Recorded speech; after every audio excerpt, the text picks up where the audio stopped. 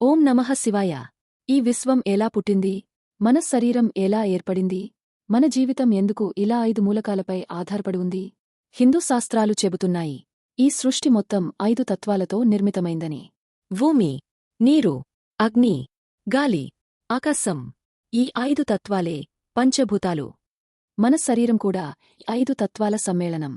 మనకు కనిపించే ప్రతి వస్తువు, ప్రతి జీవి, ఇదే 5 మూలకాల కలయిక. ఈ 5 తత్వాల రూపంలో స్వయంగా పరమేశ్వరుడు భూమిపై వెలసిన క్షేత్రాలే పంచభూత లింగాలు. ఇప్పుడు ఆ పవిత్ర గాథలోకి మనం ప్రవేశిద్దాం. 1 భూమి తత్వం. ఏకాంబరేశ్వర స్వామి, కాంచీపురం, తమిళనాడు. ఇది పృథ్వీ, భూమి తత్వాన్ని సూచిస్తుంది. పార్వతీదేవి శివుడి ప్రేమను పొందాలని సంకల్పించింది. ఆమె మట్టితో ఒక శివలింగాన్ని తయారుచేసి భక్తితో పూజించింది. రోజూ ఆ లింగాన్ని కడిగి, పూలు పెట్టి, దీపం వెలిగించి పూజించేది. ఒకరోజు భారీ వర్షం వచ్చింది. నది ఉప్పొంగింది. ఆ వరదలో లింగం కొట్టుకుపోతుందని భయపడి ఆమె ఆ లింగాన్ని గట్టిగా కోగిలించుకుంది. ఆ ప్రేమకు, ఆ భక్తికి మెచ్చిన శివుడు ప్రత్యక్షమే ఆమెను వరించాడు. భూమితత్వం మనకు నేర్పేది ఏమిటంటే స్థిరత్వం, సహనం, అడిగినంత ఇవ్వగలిగే సహన శక్తి. భూమిలా నిలకడగా ఉంటే జీవితం దృఢంగా ఉంటుంది. 2 శ్రీకాళహస్తి వాయులింగం కథ. ఆంధ్రప్రదేశ్లోని శ్రీకాళహస్తి దేవాలయంలో ఉన్న వాయులింగం పంచభూత లింగాలలో వాయు, గాలి తత్వాన్ని సూచిస్తుంది. వాయులింగం ఎలా ఏర్పడింది? పురాణాల ప్రకారం ఒకసారి ఆదిశేషుడు మరియు వాయుదేవుడు మధ్య శక్తి గురించి వివాదం వచ్చింది. ఆదిశేషుడు తన వేల కొండలతో ఒక పర్వతాన్ని గట్టిగా చుట్టుకున్నాడు. వాయుదేవుడు తన శక్తితో గాలిని బలంగా ఊదాడు. ఆ ఘర్షణలో పర్వతం నుండి ఒక భాగం విడిపోయి భూమిపై పడింది.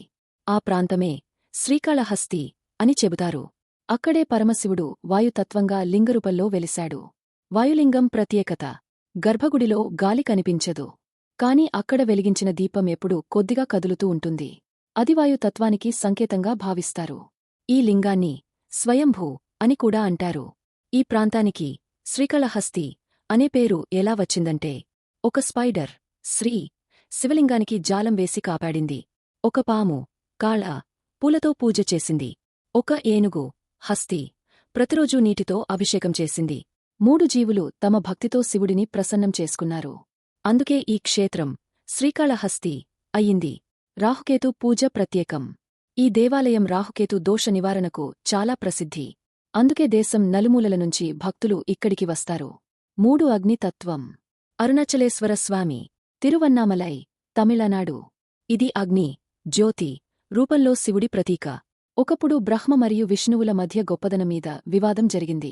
నేనే సృష్టికర్త అన్నాడు బ్రహ్మ. నేనే పరిరక్షకుడు, నేను గొప్పవాడిని అన్నాడు విష్ణువు. ఆ సమయంలో అకస్మాత్తుగా వారి ముందుకు ఒక ప్రకాశవంతమైన జ్యోతిస్తంభం ప్రత్యక్షమైంది. అది ఆది అంతం లేని అగ్నిస్తంభం. ఆ జ్యోతి మధ్యలో ఒక శబ్దం వినిపించింది. నా ఆది అంతం కనుక్కోండి. విష్ణువు వరాహరూపంలో క్రిందికి దూకాడు. బ్రహ్మ హంసరూపంలో పైకి ఎగరాడు. ఎంత వెతికినా ఆ జ్యోతి అంతం కనిపించలేదు. అప్పుడు వారికి అర్థమైంది, అహంకారం ముందు పరమాత్మ మహిమ నిలబడదని. ఆ అనంత జ్యోతి రూపమే అగ్నితత్వం.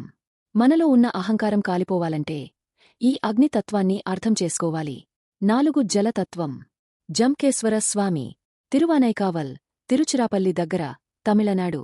ఒకసారి పార్వతీదేవి శివుడి ఆజ్ఞతో భూమిపై తపస్సు చేయాలని నిర్ణయించింది. ఆమె కావేరి నది తీరం దగ్గరికి వచ్చి పవిత్ర జలంతో ఒక శివలింగాన్ని తయారుచేసింది. అది జలంతో నిర్మించిన లింగం. ఆమె రోజూ ఆ లింగాన్ని పూజిస్తూ కైన తపస్సు చేసింది. ఆమె భక్తికి మెచ్చిన పరమేశ్వరుడు అక్కడే ప్రత్యక్షమయ్యాడు. అందుకే ఆ లింగాన్ని జలలింగం అంటారు. ఎప్పుడు నీరు ఎందుకు వస్తుంది? ఈ క్షేత్రంలో గర్భగుడిలో ఉన్న లింగం క్రింద భూమి అడుగు నుండి సహజంగా నీరు ఉబికి వస్తూనే ఉంటుంది. ఎండాకాలంలో కూడా నీరు ఆగదు. అభిషేకం చేయకపోయినా లింగం తడిగా ఉంటుంది. భక్తులు నమ్మకం ఏమిటంటే అది పార్వతీదేవి చేసిన జల తపస్సు శక్తి. జంబు అనే పేరు ఎందుకు వచ్చింది? ఆ ప్రదేశంలో ఒకప్పుడు పెద్ద జంబు చెట్టు, నేరేడు చెట్టు ఉండేది. ఆ చెట్టు కింద లింగం ఉన్నందుకే ఆ స్వామిని జంబుకేశ్వర అని పిలుస్తారు. జలతత్వం మనకు నేర్పేది నీరు ఎప్పుడూ వినమ్రంగా ఉంటుంది. అది దిగువకు ప్రవహిస్తుంది. అది జీవానికి మూలం. అలాగే మన జీవితం కూడా వినమ్రత, శాంతి, పవిత్రతతో నిండాలి.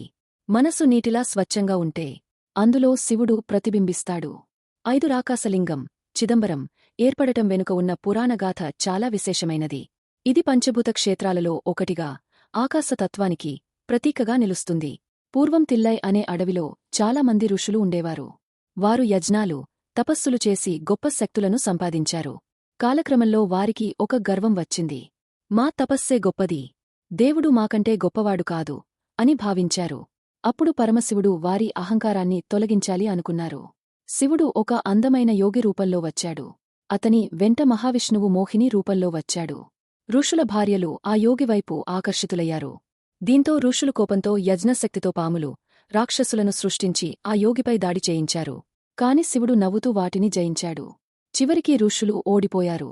అప్పుడు శివుడు తన అసలైన రూపం చూపించాడు. అదే నటరాజస్వరూపం. ఆయన ఆకాశంలో ఆనంద తాండవం చేశాడు. సృష్టి, స్థితి, లయ మొత్తం ఒకే నృత్యంలో చూపించాడు.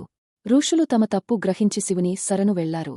ఆ సమయంలో శివుడు ఇలా చెప్పాడు: నేను కేవలం రాయి రూపంలోనే కాదు, శూన్యంలో, ఆకాశంలో, ప్రతి హృదయంలో ఉన్నాను.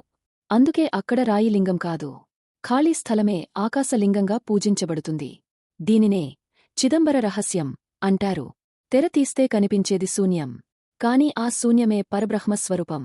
ఈ కథ మనకు చెప్పేది, దేవుడు రూపంలో మాత్రమే కాదు, కనిపించని స్థలంలో కూడా ఉన్నాడు. గర్వముంటే జ్ఞానం రాదు, వినయముంటే దైవ అనుగ్రహం లభిస్తుంది.